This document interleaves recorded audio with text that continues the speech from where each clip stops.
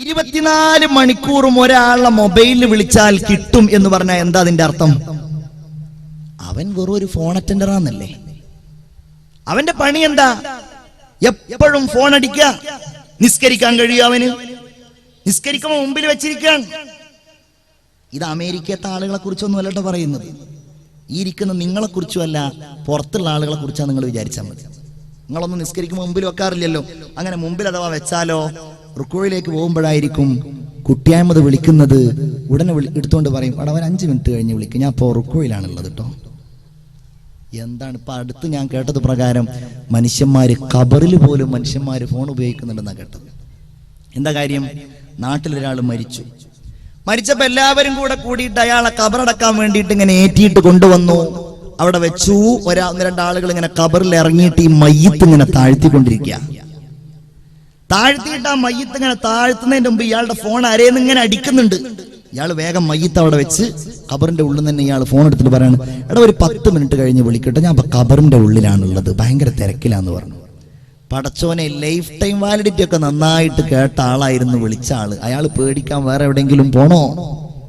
പേടിച്ച അവശന അയാൾ വല്ല മുങ്കർ നക്കീറിന്റെ ചോദ്യത്തിലൊക്കെ ആയിരിക്കുമോ?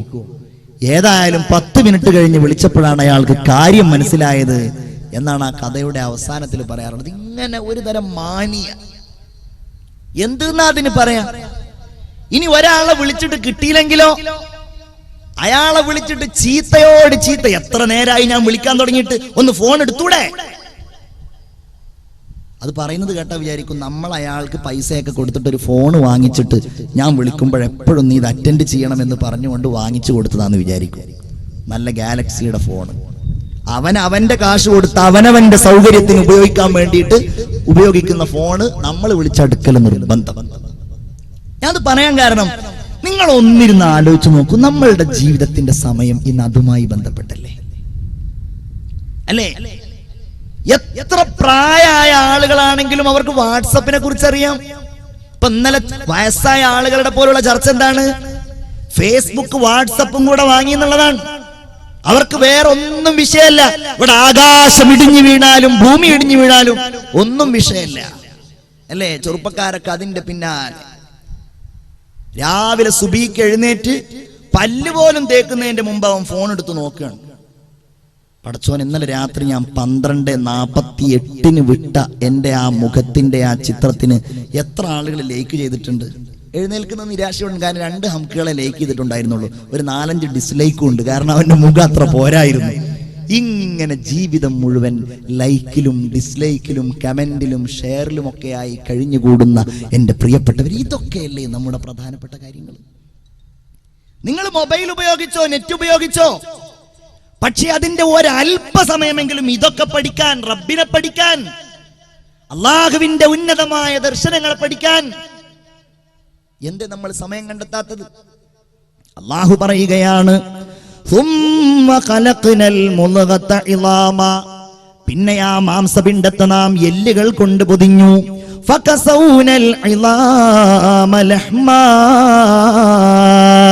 നിങ്ങൾ ചിന്തിക്കണേ, റബ്ബ് നൽകിയതാണ്. എന്റെയും നിങ്ങളുടെയും സൃഷ്ടിപ്പിനെ കുറിച്ചാണ് ഈ പറയുന്നത്.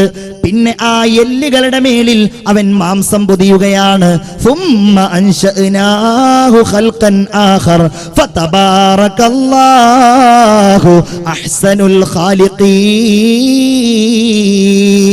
പിന്നെ അവൻ മറ്റൊരു രൂപത്തിൽ നമ്മെ പടച്ചു.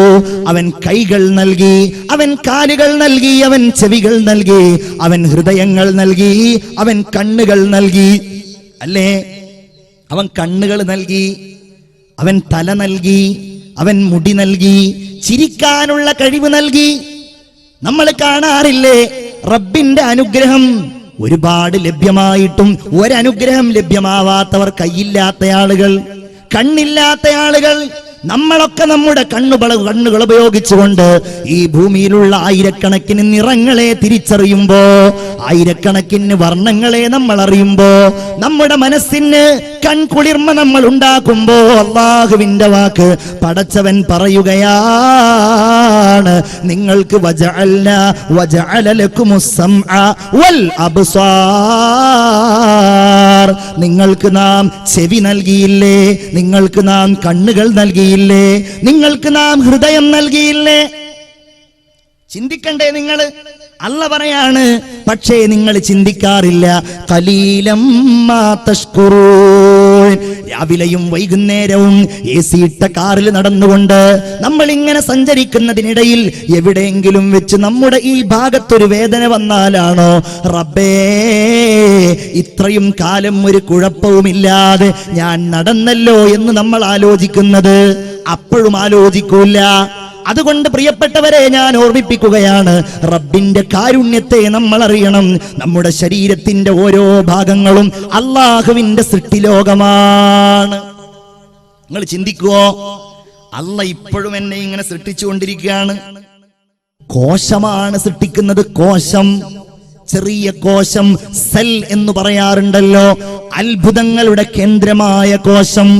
നിങ്ങൾ ചിന്തിക്കുമോ, ആ കോശം എന്റെ ശരീരത്തിൽ ഓരോ നിമിഷവും പുതിയ കോശങ്ങൾ ജനിക്കുകയും പഴയ കോശങ്ങൾ മരിക്കുകയും ചെയ്യുന്നുവെന്ന എന്റെ എടക്കഴിയൂരിലെ ഈ സദസ്സിൽ ഒരുമിച്ച് കൂടിയവരെ, റബ്ബ് നിങ്ങളുടെ ആരുടെയെങ്കിലും ശരീരത്തില് ഒരു കോശം നശിക്കണ്ട എന്നങ്ങ് ഈ നിമിഷം തീരുമാനിച്ചാൽ, നിങ്ങളുടെ കഴുത്തിലെ കോശം നശിക്കണ്ട എന്ന്, നിങ്ങളുടെ കരളിലെ കോശം നശിക്കണ്ട എന്ന്, നിങ്ങളുടെ ചെവിയിലെ കോശം നശിക്കണ്ട എന്ന് അല്ല അങ്ങ് തീരുമാനിച്ചാൽ, ആ രോഗമാണ് ക്യാൻസർ എന്നറിയപ്പെടുന്നത്, അർബുദം എന്നറിയപ്പെടുന്നത്. തിരുവനന്തപുരത്ത് കൊണ്ടുപോയാൽ നിങ്ങൾ കണ്ടിട്ടില്ലേ, തിരിച്ചു വരുന്ന ആളുകൾക്ക് മുടിയുണ്ടാവാറില്ല, തിരിച്ചു വരുന്ന ആളുകൾക്ക് കണ്ണിന്റെ പോളകളിൽ രോമങ്ങൾ പോലും ഉണ്ടാവാറില്ല. നമ്മൾ ഓർക്കണ്ടേ റബ്ബ് പറഞ്ഞത്, അലം നജ്അൽ ലഹു ഐനൈൻ വലിസാനൻ വശഫതൈൻ. ഐനൈൻ,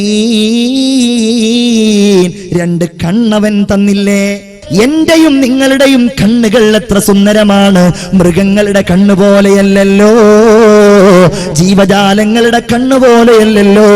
എന്റെയും നിങ്ങളുടെയും കണ്ണ് എത്രമേൽ സുന്ദരമാണ്.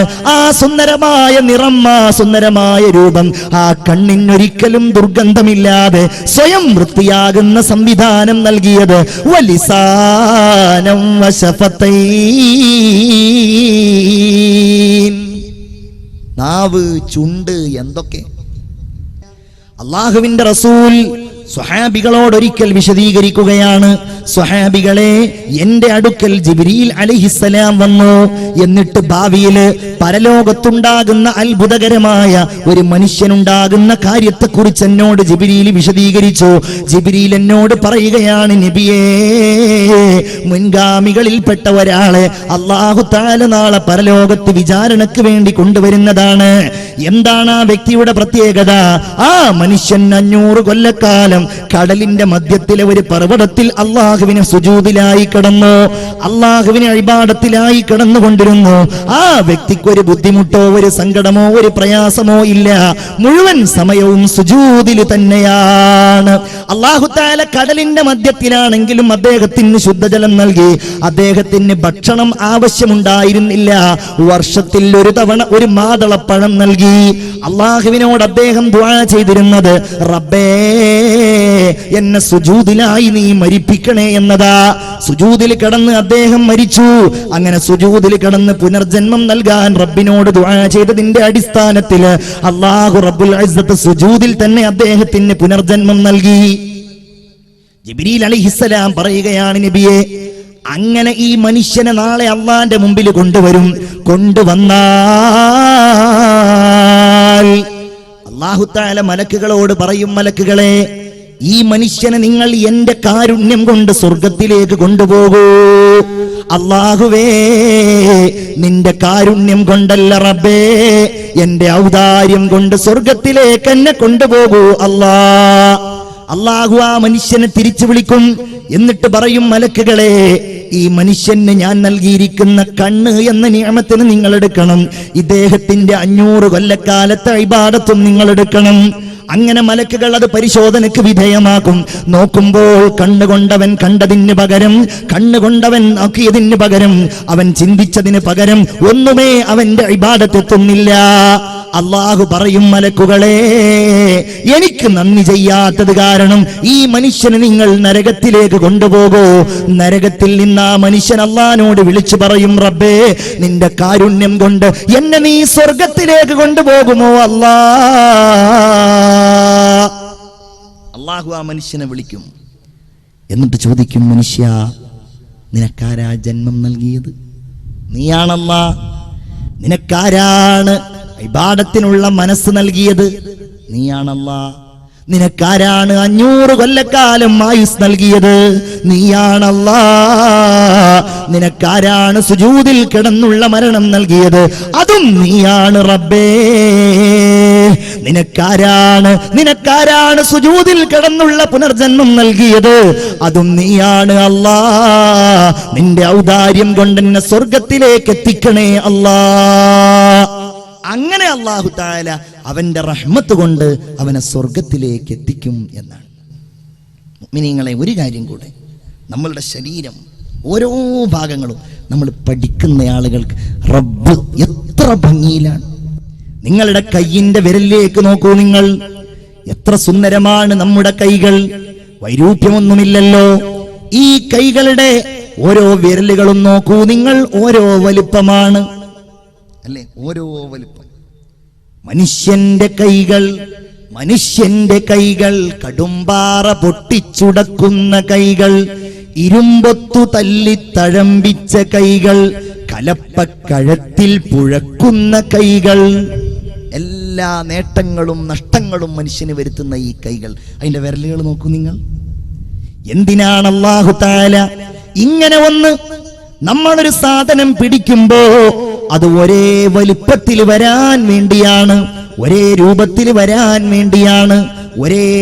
ഒരേ വലിപ്പത്തിൽ കൈവിരൽ വന്നാലേ ഒരു സാധനം നമുക്ക് എടുക്കാനും പിടിക്കാനും കഴിയൂ. തബാറകല്ലാഹു അഹ്സനുൽ ഖാലിഖീൻ. റബ്ബ് നമ്മോട് വലിയ സ്നേഹമുള്ളവനാണ്. അവൻ വദൂദാണ്. അവൻ നമ്മോട് വലിയ ഇഷ്ടവും സ്നേഹവും താല്പര്യമുള്ളവനുമാണ്. റഹ്മാൻ എന്നല്ലേ? അർ-റഹ്മാൻ, ഏറ്റവും വലിയ കാരുണ്യവാനായ അല്ലാഹു റബ്ബുൽ ഇസ്സത്ത് ഏറ്റവും വലിയ സ്നേഹനിധിയാണ്. ഒരു യുദ്ധം കഴിഞ്ഞ് അല്ലാഹുവിന്റെ റസൂലും സ്വഹാബികളും ഇങ്ങനെ വന്നിരിക്കുകയാ. ഒരുപാട് തടവുകാര്, യുദ്ധത്തിന്റെ തടവുകാര് പിടിക്കപ്പെട്ടവരുണ്ട്. നബിയും സ്വഹാബികളും ആ തടവുകാരെ ഇങ്ങനെ നോക്കിക്കൊണ്ടിരിക്കുമ്പോ അവക്കിടയിൽ നിന്നതാ ഒരു പെണ്ണ് തന്റെ പിഞ്ചു കുഞ്ഞിനെയും അന്വേഷിച്ചു കൊണ്ടിങ്ങനെ നടക്കുകയാണ്. എന്റെ കുഞ്ഞിനെ കാണുന്നില്ലല്ലോ, ഞാൻ മുലയൂട്ടുന്ന എന്റെ കുഞ്ഞിനെ കാണുന്നില്ലല്ലോ എന്നന്വേഷിച്ച് നടക്കുന്ന ആ പാവപ്പെട്ട പെണ്ണ് റസൂലുള്ളാഹി സ്വല്ലല്ലാഹു അലൈഹി വസല്ലമ തങ്ങൾ അതാ കാണുന്നു, സ്വഹാബികളും കാണുന്നു ആ പിഞ്ചു കുഞ്ഞിനെ. അവസാനം ആ പെൺകുട്ടിക്ക് കിട്ടിയപ്പോ തന്റെ മാറോട് ചേർത്ത് പിടിച്ചുകൊണ്ട് ഉമ്മ വെച്ച് മുലയൂട്ടിക്കൊണ്ടിരിക്കുന്ന ആ പെണ്ണിനെ ചൂണ്ടിക്കൊണ്ട് റസൂലുള്ള സ്വഹാബികളോട് ചോദിക്കുകയാണ്, സ്വഹാബാ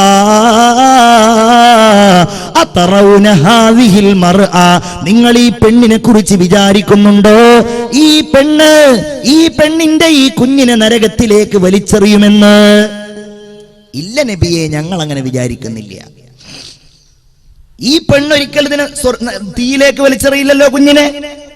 എന്നാൽ ഇന്നല്ലാഹ അർഹമു ബിഇബാദിഹി മിൻ ഹാദിഹി ബിവലദിഹാ,